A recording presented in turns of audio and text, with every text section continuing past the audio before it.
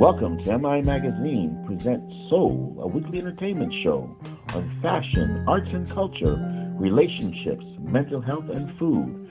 Our weekly guest hosts are Christie Grays Chambers, Carla Hill, Dr. Delvena Thomas, and Chef Irie.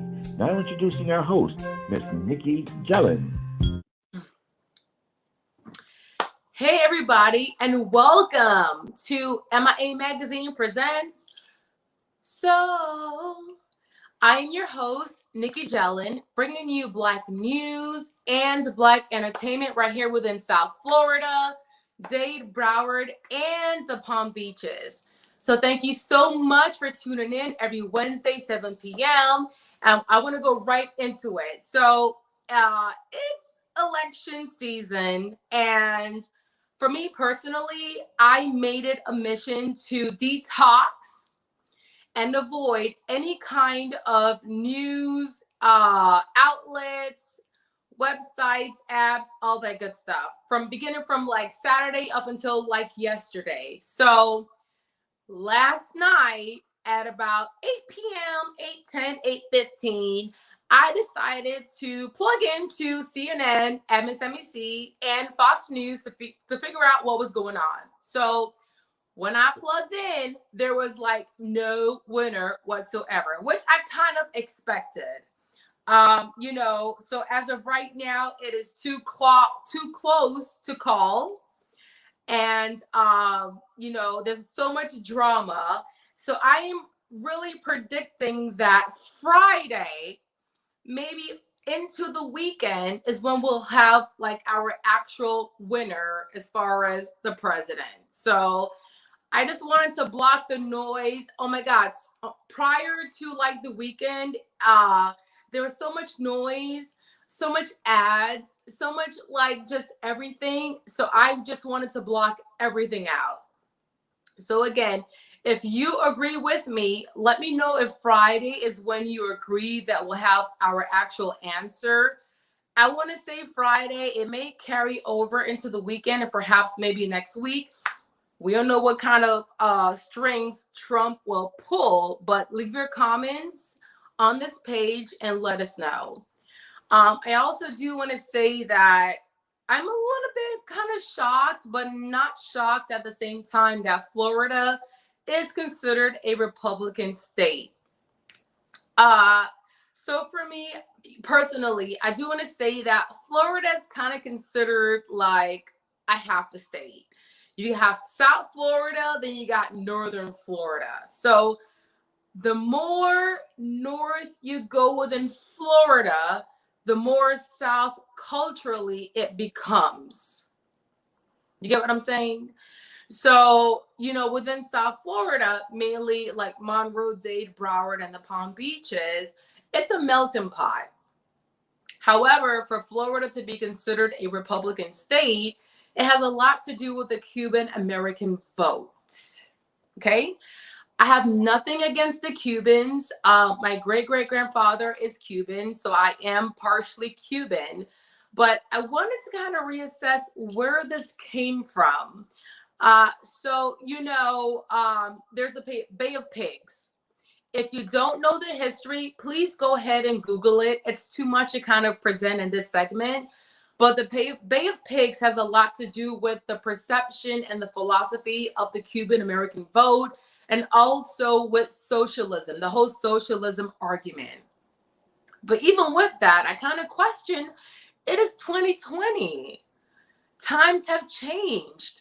So again, that has a lot to do with why Florida is considered a Republican state. And again, let me know if you agree or not, but I do feel like South Florida and North Florida should definitely have like a split. They should like split the state. You know how like South Carolina and North Carolina have like a split? I think it should be the same for Florida as well, but we can talk about that later. Also, I do want to mention that Kanye West has conceded. When I went to go vote about 2 years ago, so I voted the second day of early voting within South Florida, and I can guarantee you I did not see Kanye's name on the ballot. Maybe my brain kind of skipped it subliminally. However, believe it or not, Kanye had over 60,000 votes. People actually voted for him, okay? He did concede. However, he did say he'll be back in 2024. So, you know what? I am open-minded. Maybe when we fast forward in 2024, I may change my mindset. I'll change my perception on who Kanye is and the change he can bring. But the question is, who did Kim Kardashian vote for? That's a good question, and I'm sure it's going to be mysterious. So, also, I do want to mention that I did check the news outlets maybe about 30 minutes ago. And as of right now, Biden, as far as the electoral votes, because look, the electoral college and votes has a lot to do with the presidency and who wins. So Biden, as of right now, he is at about 253 or 264. Trump right now is at about 213 or 217. So it takes at least about 270 within the electoral vote for the win. So as far as what I see, Biden, he's right there. He's right there. But you know what? I don't want to hold my breath because of what happened 4 years ago. So again, y'all, I'm thinking it's Friday. Friday is when we'll have our actual numbers in. If you don't agree, let me know. Leave your comments right there so we can see it. And lastly, I want to congratulate our first Broward County voted elected public defender, sheriff, and state attorney. They're all Black men. It's a first in Broward County. I voted for all of them, so I'm so happy. So it's definitely a milestone, and congrats to them. Okay, so I think I've blabbed so much right now in the first segment. Now I want to bring it over to my first co-host, the wonderful Christie Grace Chamber. She is a stylist and personal shopper. She's a fashionista. You can catch her on NBC6's Six in the Mix. So Christie, what's going on tonight, girl? Nicky, you said a mouthful. You said a lot, girl, from Kanye to Broward, getting it right. Yay, Broward. Thank you. So I am going to talk about political fashion. How about that? So when you think of political fashion, you think about what the candidates are wearing. And you see them wearing a lot of red, white, and blue. And is that because it's the color of the American flag? No, it's not. And is it because red is for Republican and blue is for Democrat? No, that's actually something that came about only in 2000, because on election night, that's what some of the news outlets use to distinguish between Al Gore and Bush. But really, it's what those colors say about you. So on the next slide, you'll see a lot of the political candidates in red or red-like clothing. Red represents power and authority. So a lot of times you'll see people giving a speech or wanting to be heard and seen wearing red. So it makes you think that that they're authoritative and, and bold and decisive. Then blue, that's the reason blue is like the number one interview color, because blue represents stability, trustworthiness, and confidence. So do you trust me, Nikki? You trust me? I'm wearing blue. Christie, I trust anything you say, so yes. Great. So I have to give a shout out to Miami-Dade's new mayor, Daniela Levine Cava. Last night she wore blue, and that's her in that first photograph there. So that's why a lot of candidates wear blue to show that they're trustworthy. And then white, you don't see a lot of candidates really wearing white, but historically, a lot of the women candidates for president or VP have actually worn white. And I think it's a bold choice because people don't like to wear white. They think they're going to get dirty. But when these Right. women rock it, you rock it. And I love white. And it's also solidarity as well, and kind of an in-between. And then you have khaki. Remember this? President Obama got a lot of talk about his tan khaki suit, but really it means that the person wearing khaki is down to earth. So that's that. And I'll just end this, Nikki, by saying you have on green, it looks like. So green means that you are reliable. Yep. So Okay. reliable, and green is also a calming color. So that's just a little bit of why people wear what they wear in politics. Sometimes people might wear a purple to show that they're kind of on both sides because it's a mix of red and blue. Thank you. I didn't know that. Thank you for Yeah. that insight, Christie. All You're right. welcome. And we'll catch you next week. Thank you so much. And now to my next co-host.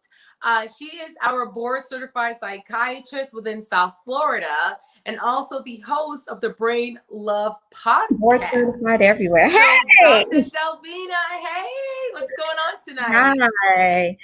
Well, Nikki, are you ready to take the couch? It has Girl, been I'm on my couch right now.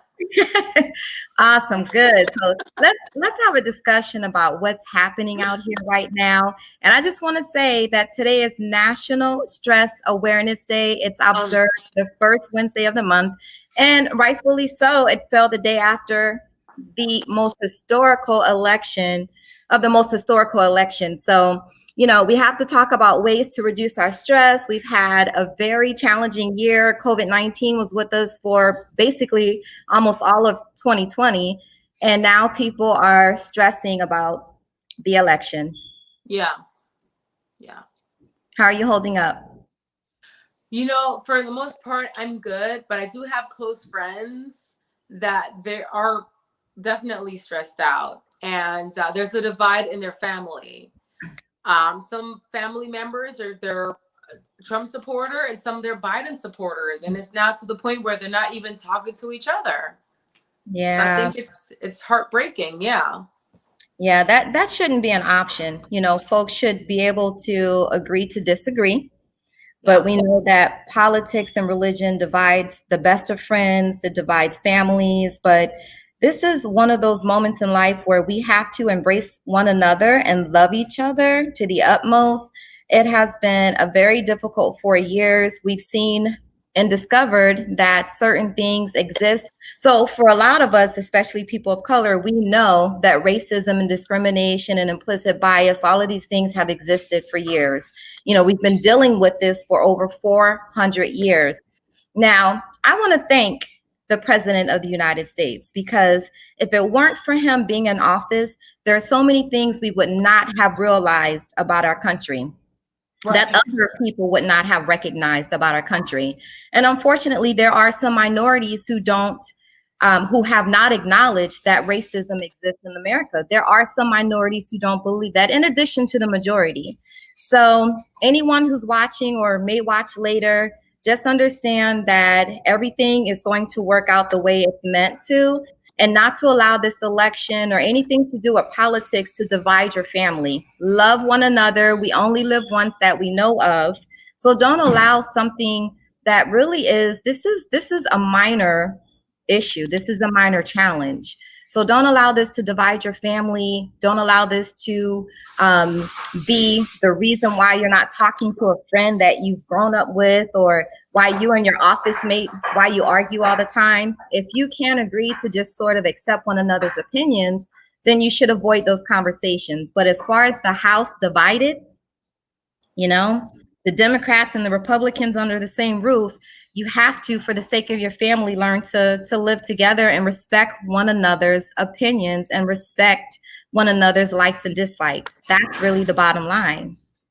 No, I agree with you. And I do want to add to that. I feel like with the whole 50 Cents and Ice Cube, even Offset and like Lil Wayne. And the owner of BET, what's his name? Yeah. Really? Oh, God, I'm blanking on his name. Brian Johnson, something Okay. like that. Yes. He's Yeah. the owner of BET, I believe. Yeah, but they have a lot to do with influencing voters and perception as well, especially with their followers. So it's just, it's all over the place. But yeah, again, thank you so much for your insight. And it's for me, given that my friends are going through this, it's really heartbreaking that this is what's happening to break families and relationships apart. So Yeah. Well, in the yeah, last 15 seconds, allow me to give your friends and other people struggling some tips on how to deal with the anxiety and the stress. yeah. Develop a routine. Get back to your usual routine. Get away from all the arguing. Take breaks. You got to eat healthy. Look at your diet. Look at what you're putting in your body. It has a lot to do with your brain. Take a long, relaxing bath tonight if you're overwhelmed by the election.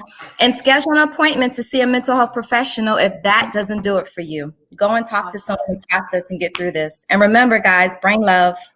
Thank you girl, I love your brand love. Okay, so thank you so much, and we'll see you next week. Yes, ma'am. And now to my next co-host. You can catch her on American Public Television as a host on PBS. And most importantly, she is a breast cancer warrior survivor. So Carla Hill, what's going on tonight, honey? Oh my goodness, you're so kind. Thank you so much, Nikki. It's so happy to be here. I'm really excited today because we're going to talk about the 25th anniversary of a Black-owned art gallery in Miami-Dade County. Diaspora Vibe Cultural Arts Incubator has been around for 25 years. And if you've ever gone to Wynwood, you need to thank Rosie Gordon Wallace, the founder and CEO of Diaspora Vibe Arts Gallery, for making Wynwood, for being a pioneer and making Wynwood what it is today. Rosie is a treasure. She's the founder, the director, and lead curator of Diaspora Vibe Arts Incubator, and is a recognized arts advocate and community leader with over 25 years of experience, and her awards run the gamut: the African Heritage Cultural Arts Center, 3rd Annual Calabash Visual Arts Award, Art of Black Miami Initiative, among others. This is a beloved treasure in Miami, but this is an international organization. You'll see here in this photo, this is a picture of Rosie with an artist exchange in Belize. Diaspora Vibe has been all over the world: France, Bahamas, focusing on arts exchange and particularly promoting Caribbean artists. One of the most, I'm so excited looking at the intersectionality. That exhibition that happened in Washington, D.C. at the renowned Corcoran, that was an amazing honor. And by the way, for those, those MIA Soul viewers, this exhibition is available to travel. I want to go through some of the artists really quickly. The first artist is Asir Saint Val of Haitian heritage, and this is one of his pieces. I'm a proud owner of a Asir Saint Val piece. Also, there we go. And then we have the next piece, Aisha Bell. She is of Jamaican and Bajan roots. And does performance art as well. And then finally, this is one of my favorites, Caroline Holder.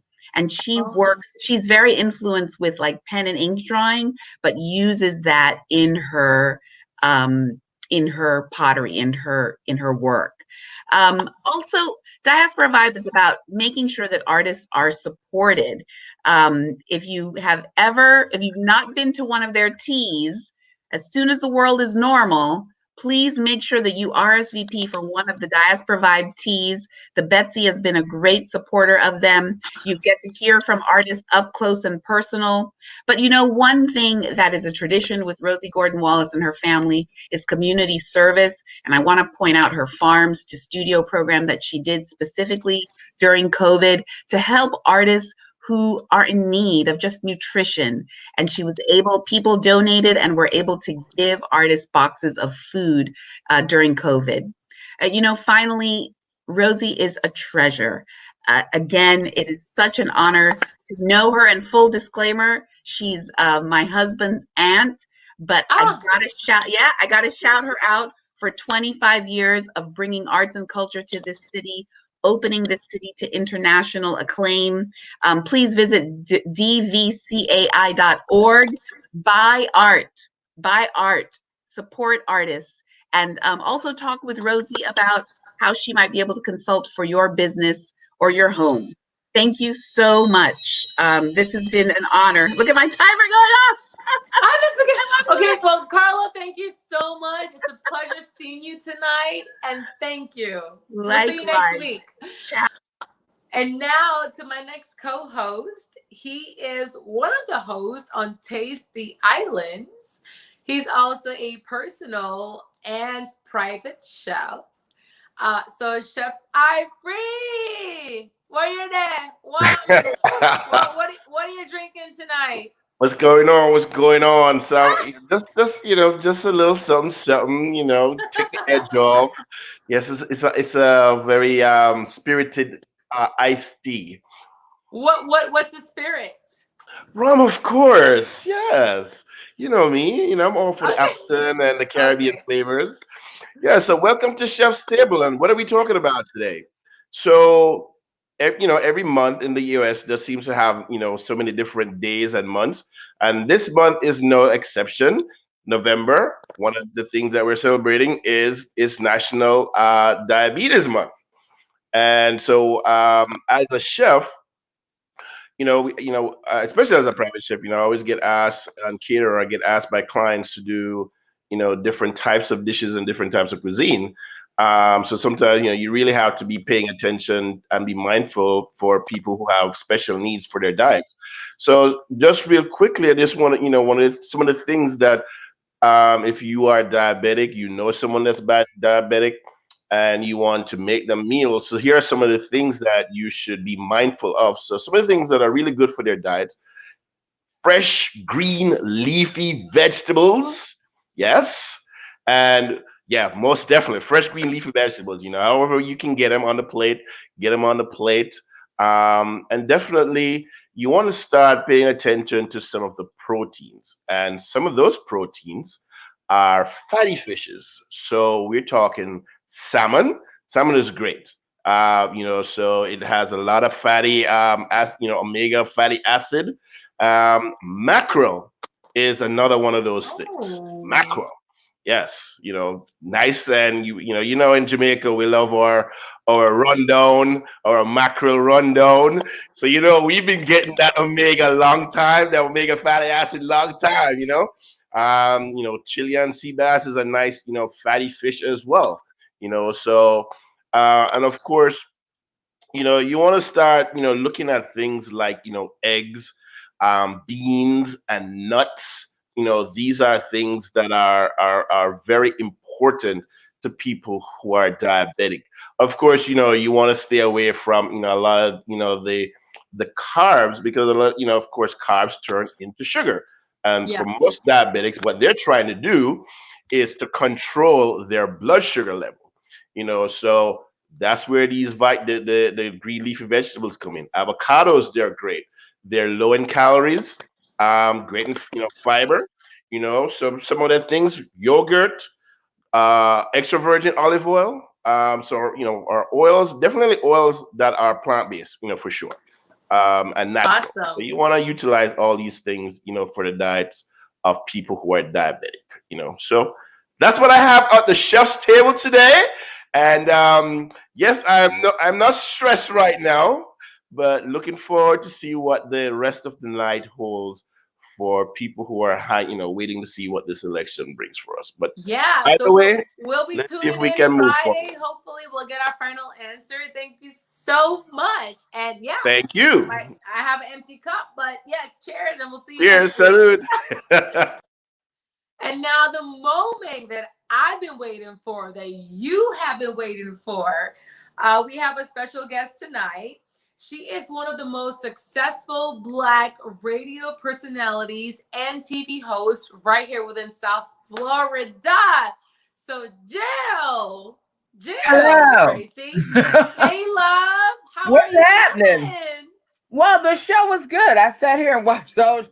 But I wanted Irie to stay so he could tell me how to make rundown. Yeah, the macro rundown, girl. It got coconut milk in it, boo. So you don't want to miss it. Yes. Okay. Yes. So how are you? So before we get started, what is your take on this election versus previous years in your eyes? It is the most consequential of my lifetime. Yeah, and I'm extremely I'm extremely disappointed in our no turn up and slight turnout to the polls. Yeah, I understand. And I mentioned earlier, I know within Florida it has a lot to do with the Cuban American philosophy. And I think that's a whole nother segment we have to get into later, but I definitely do understand. Now, my next question is, how did your journey begin? Within the whole media industry, TV host, what's your journey been like? Well, it all really started when I was 16 and I used to read Black Beat magazine and I wanted to write articles about Prince. So I started stalking the editor in 8th grade, and in 10th grade, I had my first piece on Prince in Black Beat magazine. That's where it started. Gosh. So, okay. And yeah. Well, so I was going to say, okay, so that's been your start, and that's kind of the fire that went under. That's the fire that started to get you to where you are. So, what kind of obstacles have you faced during your journey? We don't have enough time. Okay, we can sum it up. We don't have enough time. Give me one. Every day there is an obstacle, but at the same time, every day there's an opportunity. And my longevity in this business is learning how to navigate through them. Good. Yeah. Girl, I understand. We both can understand. Yeah, that's it. I mean, that's it. Girl, I hear you. So you've been in the entertainment industry for a minute. So how has it changed over the past few years? There are less Black people owning their content and property. You said Black people owning their content? I said there are less Black people that own their art, their content, their property. So wait, hold on. Does that mean that it's more of in a corporate space, meaning that the white corporate America now owns that part, or what? Well, it just means that someone other than you owns it, and to whom your culture is foreign. Okay, I understand. They know it only as well as it's been delivered to them in their lifetime. Okay. So, and your experience a lot of times is different. When Black people own Black radio, certain things were unspoken. You just didn't have to say. And in a corporate structure, you have people from so many different backgrounds, and to a degree, you mentioned about the Latin community earlier. To a degree, you have to fight your way to your seat at the table. And I take my bra off to the Latin community because I so admire their ability to stay on message and get the job done and work together. They stick together. They stay on message. They have one goal. We'll get there. Y'all go do whatever else you want to do, but we about to do this. And I think so many immigrant communities, period, I would say. And I do want to add that with the Hispanic community, I would say in particular Cubans, is similar to the Jewish community as well, because they totally stick together. So that I want to, put that similarity together. So yeah, no, and they're immigrants too. So yeah, but they like this. We're all they like this. Right. The Indians, this was their shit. We have all just shown up here some kind of way. Yeah, I understand. So how are you able to overcome the stigmas associated with being a woman of color, especially in the media industry, corporate America? And another question is, given that you've had to kind of overcome these stigmas, how are you able to still be your authentic self, being a Black woman? Because I am phenomenal woman. That's me. Pretty women wonder where my secret lies. I'm not when I tell them, they think I'm telling lies. I say, but really, that's it. I started reading Nicky, Giovanni, and Maya Angelou in the 8th grade, and they gave me a sense of power. Black women were fucking fat. They're the bomb. You know what I'm saying? And my mom made sure, like, I started reading magazines. We had like we had more issues of Essence magazine than Susan Taylor. I met her and interviewed her once, and I told her that we had reams. We lost some of those, but I still collect magazines like that. Yeah, and because I just liked images, and even though I do like Vogue and Town and Country and etc., I loved it when I saw people that look like me, Black people, just fabulous on Champs-Élysées wearing Mugler. I mean, that did it for me. I was like, yeah, it makes a big difference. And look, you know what? Yeah. It's really admirable for me. I'm in the media industry as well, but for you to just be where you are right now and to still have that strong, bold presence, girl, they understand. It's work, honey. Yeah. I mean, because there's a lot. You go through a lot to maintain to your point, to maintain a sense of self within all of that. There's a certain, full and well that when you come into a space, that all eyes are on you. And you are, and you own it. I'm sure you sat at parties or events or whatever, and you see people walk in the room, and some people are just like, you just go, oh, who's that? I know. And a lot of people you just don't even see. We can relate in that. And that's why I wanted to ask you that, because the thing is, you are within the entertainment industry, but at the same point, and another bonus is you are a woman of color and you are so successful. And we have to work like 10 times as hard. Rich if I were white or Hispanic. I'd be super fucking girl. Let's just say that. Did you see Lovecraft Country? Not yet. Okay, girl. I'm gonna binge it for Thanksgiving. Yeah. Well, you may have to come back on. We'll talk. Yeah, because girl, you're gonna see why. When you catch up, you'll see why I'm asking you that. Okay. Awesome. So tell us about one of your craziest or memorable guest interviews.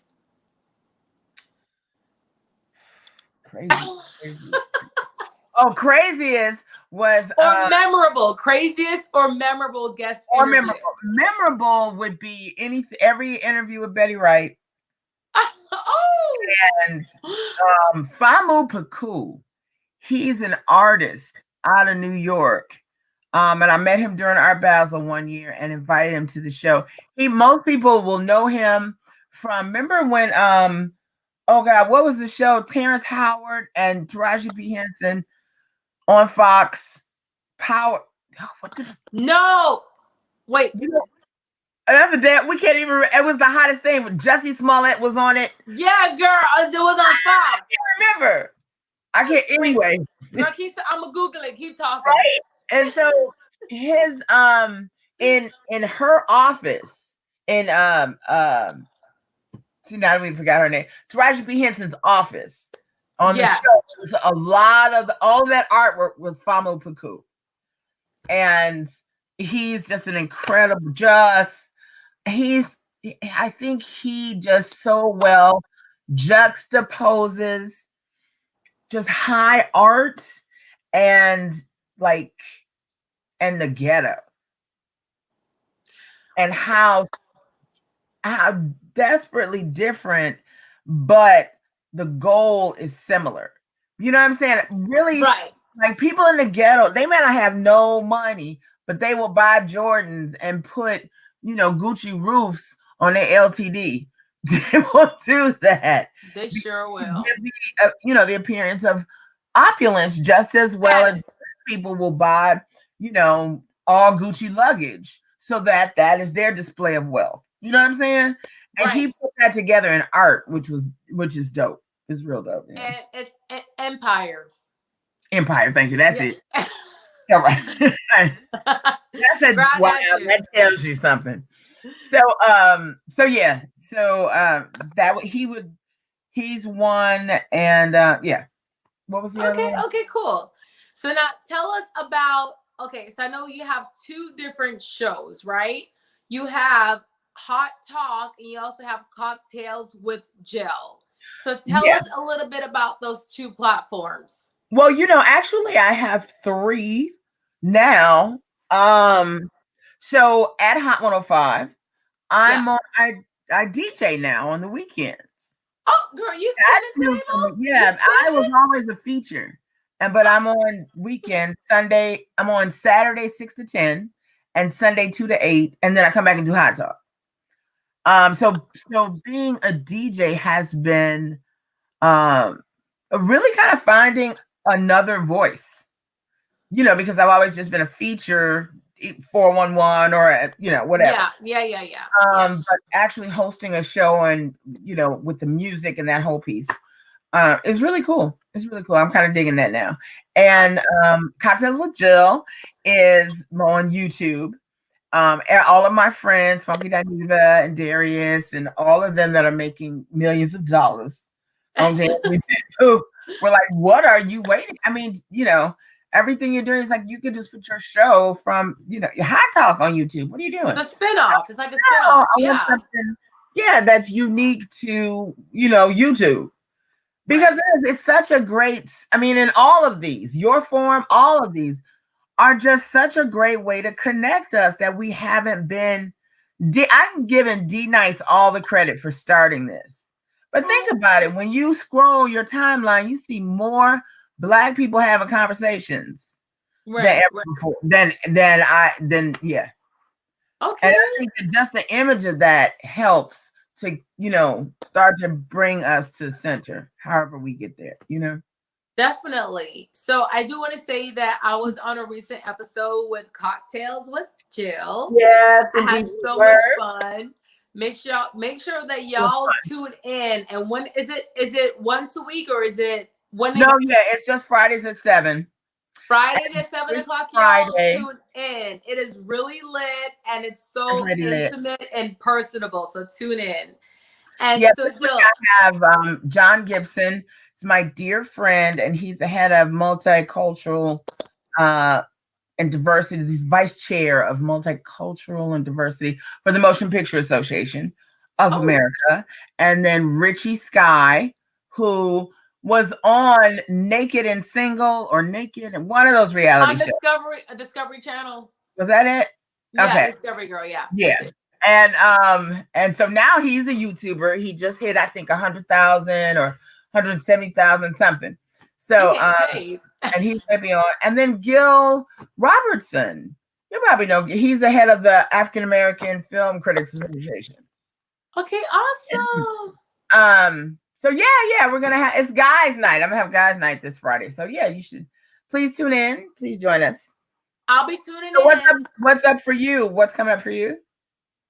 Oh well, girl, I'm trying to figure out this election. I'm predicting Fridays when we get the final count, but Right, that's you what's said on my that, plate right yeah. now. At this rate, but can we just talk for 2 seconds Yeah. about why they got Amy Phillips so light skinned? Do you watch CNN? I watch Okay, CNN. I do. Abby Phillips is like, she is everything right now. The sister, she's on panel, which is huge, with Jake Tapper and Dana Bash. Okay. Doing the results, right? I mean, Abby is a beautiful, dark, brown, pretty girl. Oh, good. But the last 2 days, they've had her like Estee Lauder light. Like, like they came and got my foundation or something to try. And I hate it.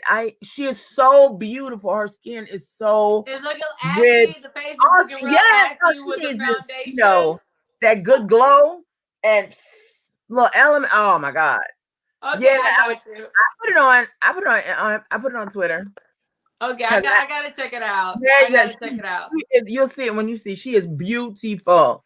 But whoever her makeup artist was, I hope I shamed them into getting her right color foundation. Well, girl, my girl is Joy Reid on MSNBC. That's my girl. But okay. Joy, yeah. Well, you know, Joy's my girl. She's a local from South Florida. So anyway, my last question is, what would you tell your younger self, and how old would you be?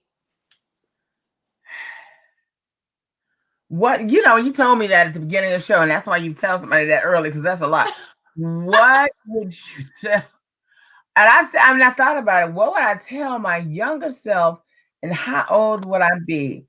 Right. I would, you know what? That's deep. I would tell my younger self, do not take those damn braces off with pliers. You are not going to know that boy after high school. Okay. Girl. There you go, girl. I have braces too, honey, but okay, I got you. And this guy said, oh, they cut my teeth, and I took the shit off with pliers. Oh. Thank you. My mother, okay. Okay, I got you, girl. That was some good advice, honey. Thank you. That was some good advice. Okay. Well, thank you so much for being our guest tonight. Good. I will be tuning in on Friday for Cocktails with Jill. And wait, what happened to my? Wait, what did I do? Okay. You said Shazam, and you're like, oh my God. Yes, Miss Nicky, go, and lights out. Okay, I'm right here. What happened? I'm just trying to figure out. Okay, so I'm still here. Okay, well, fine. Jill, thank you so much. Badu. Yes, I'm trying to figure out what happened to my light. Oh, okay. Well, this segment is brought to you by the Florida Lottery. Thank you so much for tuning in. And also, stay tuned for our next featured guest. And remember to tune in every Thursday at 12 p.m. We do have Lunch with Legacy Leaders with Emery Serral. She'll be talking to local and national leaders, and the issue will be about the Black community. So, guys, thank you so much. Y'all can see my face right here. I'm still there you are. Yeah, I'm still looking cute. Thank you so much for tuning in, and we'll catch you next week at 7 p.m. Love you,